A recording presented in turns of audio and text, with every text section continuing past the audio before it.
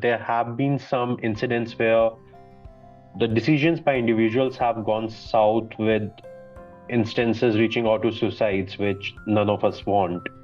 What are some of the tools that individuals can rely on? They can have that a fall of trust to overcome, or get out of this phase, because there is a certain courage required, or there's a certain amount of work required to reach a stage where they can start walking alone on that path if the support system is not there. So what are some of those Yeah. tools that individuals can deploy at the that lowest point of their lives? I love that question. I think that the most important thing that we as human beings that are courageous need to establish are daily routines that are embracing wellness, right? And by wellness, I mean the pursuit of health. That's what wellness is. So if we within our own daily lives wake up in the morning, the first thing I would say, touch your heart and go within before you get out of bed, and you ask yourself, what do I need from me today? What do I need from me today? For example, if I'm nervous because I have a presentation or a new client or whatever, and I say, well, I feel a little nervous today, instead of saying, oh, why don't you just get over it? Just be like, what I need is patience. What I need is a little extra time to breathe, to connect to myself, right? So touching base with yourself first and foremost is the first thing that I would say. Then the next thing is, wellness, the pursuit of health, right? Have a wellness routine that includes movement of your body, right? Because when we incorporate the body to our brain, what happens is we actually have a team that works with us. Many times through stress and trauma, what happens is that our bodies disconnect from our minds and we jump into our head believing everything that we think.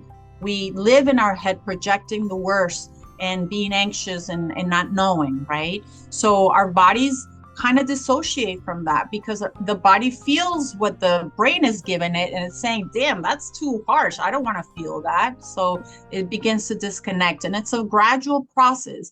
The longer the trauma, you live through a trauma, the more disconnection there is to the body. So when you are wanting to be courageous and self-sufficient, the second most important thing besides touching base with yourself and your needs is create a routine that incorporates movement and mindfulness, so that you can kind of say to your body, hey, love, I know it's been a rough year or so, but I want you back. Let's see how we can reconnect again so that we can work together. And how you do that is through breath, right? So expanding your stomach when you take a deep breath and allowing that body to receive that oxygen through every single cell that it has been depleted, and repeating that diaphragmatic breath a few times will allow the body to be re-engaged. And all of a sudden, you're going to start to feel more present and less anxious, right? So body movement is so important. And if you can sweat for 30 minutes, even better, because then you engage the hormonal balance of dopamine, serotonin, rather than adrenaline and cortisol, which is what we get when we're stressed and traumatized. So you're starting to rebalance the chemical components of your brain and your body, and it allows you to feel safer in your own body. So when we feel safer in our body, we're able to be more mindful and make better decisions than if we are in that fight or flight mode, just surviving, right? So a routine that incorporates body movement, super essential. There's a book that I recommend. I'll tell you what it is. And it's called The Joy of Movement. And this woman talks about the importance of movement in our mental health. And the formula that she gives, which I prescribe to my patients, is 6 weeks of cardiovascular movement, 3 days a week. 4 days a week for 6 weeks. Okay. 4 days a week for 6 weeks, doing 30 minutes. That's going to help you feel like you are re-engaging your body, like you are becoming more in control of your environment. And it's going to help you become more clear about the decisions that you can make.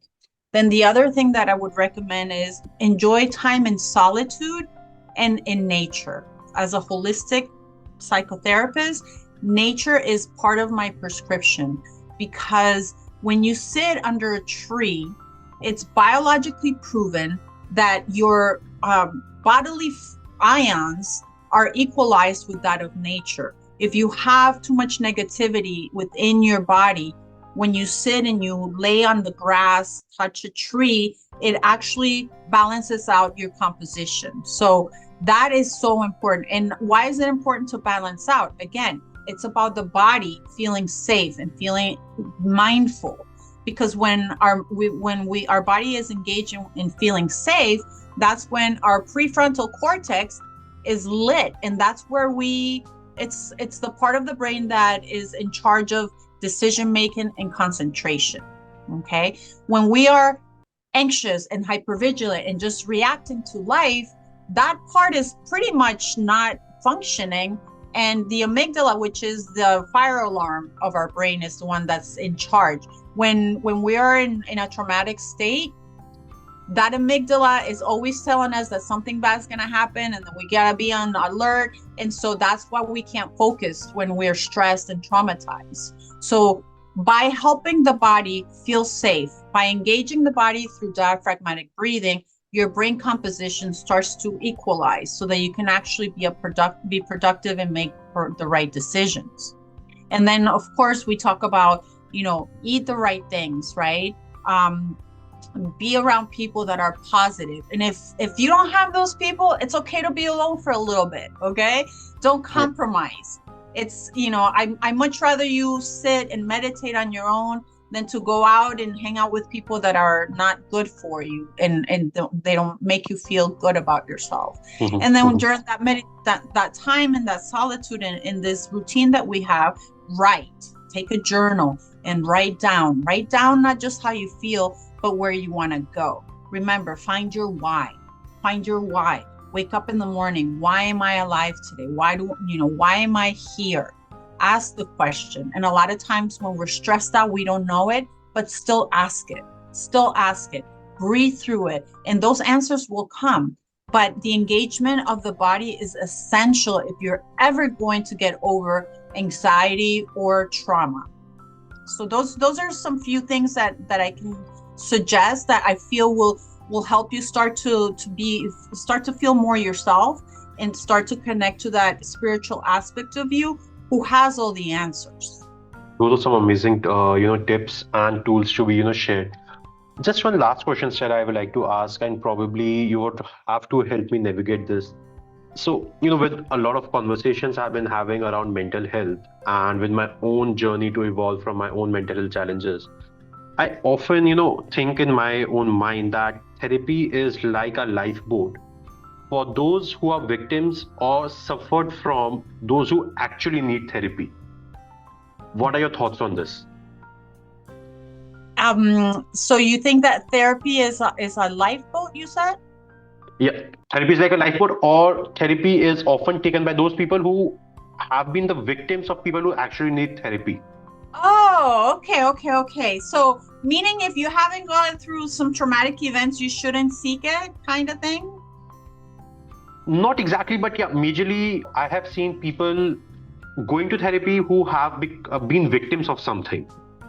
Uh-huh. The person who has actually, you know, put that person in that phase is often just let gone of. Nobody really Oh, talks about kind that of like the person. perpetrator. Yes, the Perpetrator. perpetrator is Oh. often let gone of, and the victim Mm. is the only one taken therapy, be it any form of abuse that we're looking at. Um, Yeah. Somewhere or the other, I believe, yes, one, it's a personal choice, but even if we talk about a lot of substance abuse, it's Mm-hmm. an escape mechanism. I'm not justifying it anywhere, but No, it's yeah. an escape mechanism for individuals to calm down their mind, the thought process, the acceleration, the chaos that's happening, the cyclone that's going on in their mind. But the Yes. perpetrator who is actually activating that cyclone inside their mind, nobody really, you know, Yeah, knows. yeah, I get you. I get you 100%.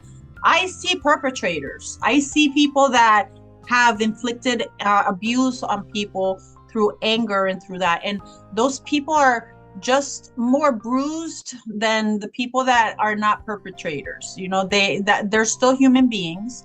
It's just that they haven't developed the skills or the tools to overcome their own quote unquote demons, right?